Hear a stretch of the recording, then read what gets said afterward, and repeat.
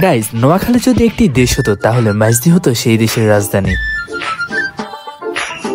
Hello guys, it's me Zahid Hasan Palash. Guys, এটা হচ্ছে নোয়াখালী সরকারি কলেজের পার্ক শাখা। কেননা এখানে নোয়াখালী সরকারি কলেজের নাম বলে পোলাপাইন এখানে আসি প্রেমিক প্রেমিকের সাথে আড্ডা দেয়। বিষয়টা অনেক পরিমাণে হাস্যকর লাগছে আমার কাছ থেকে। সাজানো গোছানো নোয়াখালীর একটি অংশ হচ্ছে মাইজদি পৌর পার্ক। নোয়াখালীর নানান ঐতিহ্যের গ্রাফিটি এই পার্কে স্থাপন করা হয়েছে। শিল্পকলা একাডেমির মুক্ত মঞ্চ এবং পৌর পার্কের সৌন্দর্য সব মিলিয়ে জায়গাটিতে টাইম স্পেন্ড করার মতো একটি স্পেস রয়েছে। বৃষ্টি প্লাস পৌর পার্কের সৌন্দর্য এবং জনশূন্যতার কারণে পার্কটিকে দেখতে অনেক স্থির লাগতেছে। কেউ আসে ঘুরতে, কেউ আসে হাঁটতে, আবার কেউ আসে তাদের হাঙ্গাইয়ার লগে দেখা করতে।